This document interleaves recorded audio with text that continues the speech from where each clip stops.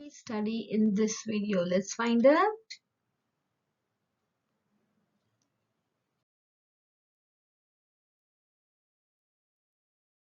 So as we can see, people are having conversations in this slide. Now you see somebody is saying something to someone and then the same person is having a conversation with somebody else. So sometimes we just go and repeat somebody else's thoughts, dialogues to be precise, to somebody else. How do we do that? We can directly say what they said as a quote, as a dialogue. Nina said, I love parrots.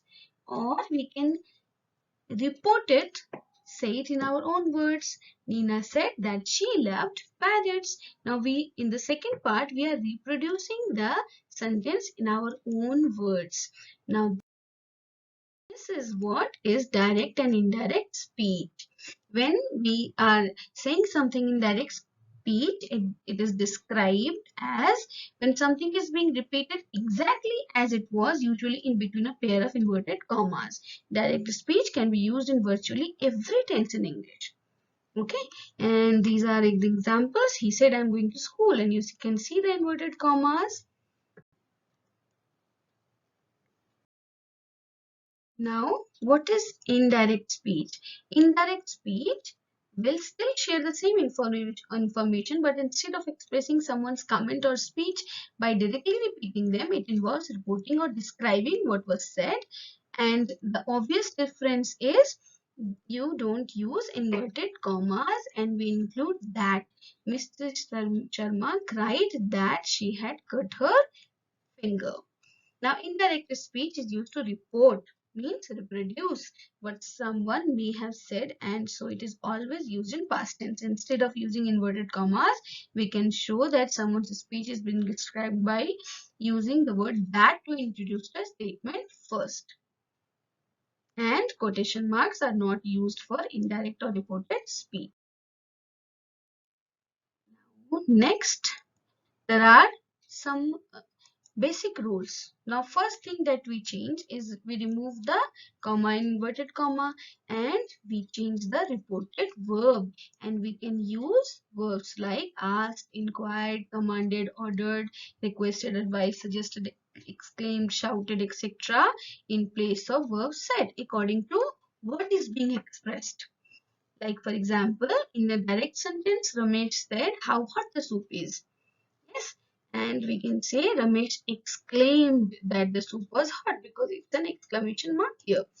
Okay, then the tense of the verb in the reported speech is in past tense. However, if the verb in the reported speech is stating a universal truth, a habit, a constant situation, the tense of the verb will not change. Why is that? Because if you say that my teacher said the sun said that my teacher rose in the east, then the entire fact will change because the sun, it's a universal fact that we believe that it is rising from the east. Yes. So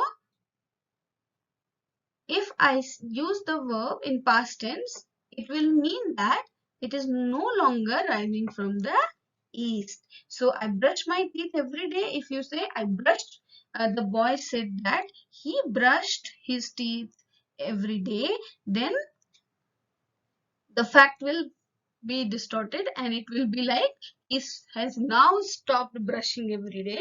He was doing it in the past. So that is why habitual and constant situation and universal truth are always reported in the same tense, that is present tense. Now let's move to the next thing. Now, in an indirect or reported question, the subject comes before the verb, not after it. This also we have to remember, and do not use helping verb do to form reported questions. Paul asked what time the bus came. Sarah said when the show began. Sarah asked when the show began. The pronouns are also changed in reported speech. Now the first person pronoun, the one who is speaking, is changed as below. He said that he was bored. Now, when you are quoting that person, it will be he is saying so I, but when you are retelling it, if you say I, it will be like you are bored, not he. That is why when we are reporting, we use the third person pronoun for the person who spoke it originally.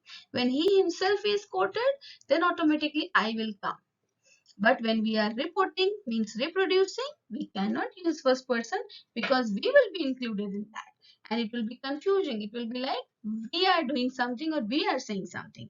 So Meera said that they were going to the movies. If I say Meera said that we were going to the movies, the person that report is reporting will be included and he will be assumed that he is going to movies. That is not the case here. Meera and her friends are going to the movies. Yes. So we have to say they were going to the movies.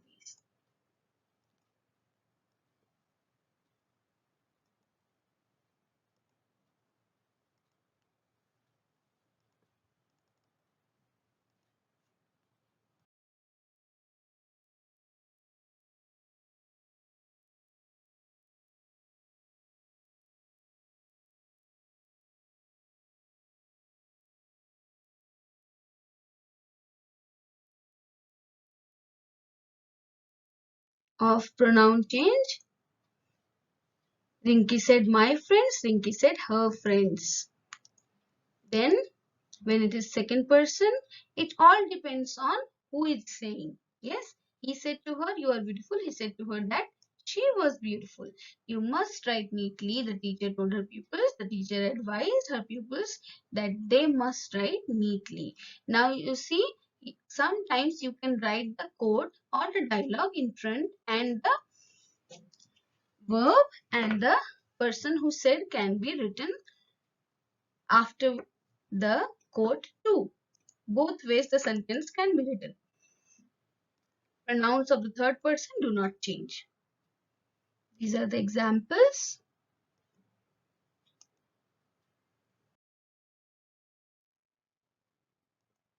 Now, while converting direct speech into indirect speech, the tense of the verb must change accordingly. Simple present into simple past into past perfect, present continuous into past continuous, present perfect into past perfect, and can into could, shall into would, will into would too, and may into might. These are the changes. Word indicating nearness of time and place are changed into words indicating distance of time and place. Like this becomes that, these becomes those, here becomes there, and now becomes then, and today becomes that day. Tomorrow, the next following day, and yesterday, the day before, and the previous day. Now we have to hear in this exercise from the book identify that are in indirect speech. So how do we identify? Indirect speech doesn't carry, yes, the quotation mark. So we can easily identify them. You can pause and check your answers. Now, complete these sentences in the indirect speech with suitable reporting verbs. We have to choose the correct reporting verb. These are all indirect sentences. So, nobody cries to wash the car, right? They offer, yes. And the principal cannot cry that there is a holiday on Monday. It will be announced. Then, here, spilled her cold coffee. Of course, here the verb cried will come.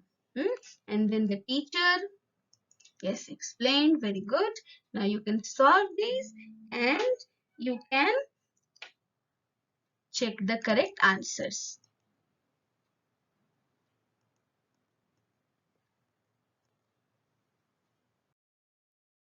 Okay, now next, here we have to complete the indirect speech with suitable pronouns. So this is there in the book we have done in the class. So you can just solve and check your answers. You can see everywhere we have changed the pronouns into the third person according to the need. And you have to remember who is telling is very important.